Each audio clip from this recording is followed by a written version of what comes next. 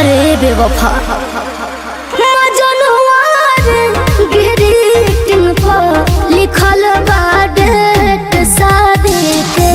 मजनुआ रे ग्रीटिंग पर लिखल बा डेट शादी के।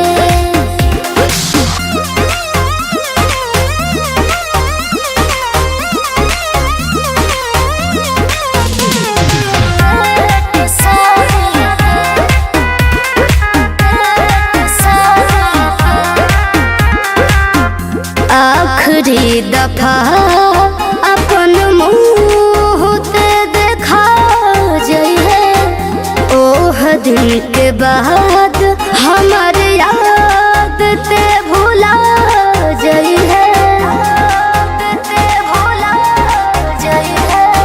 सोचल न रहनी जवन काम तोहरे चलते भाई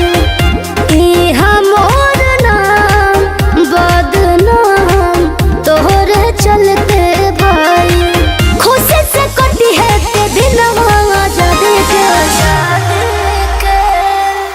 मजनुआ रे ग्रीटिंग पर लिखल बा डेट शादी के। मजनुआ रे ग्रीटिंग पर लिखल बा डेट शादी के।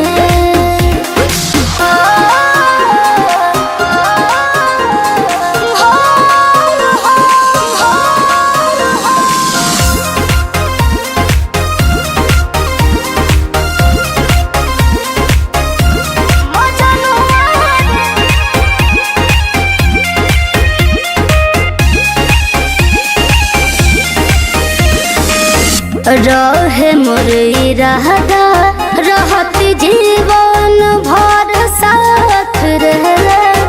बना के ते बात छोड़ दिहले मोर हाथ रहे।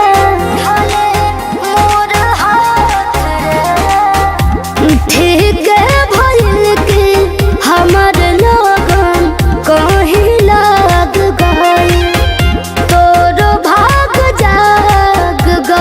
हमरो भाग जाग गई।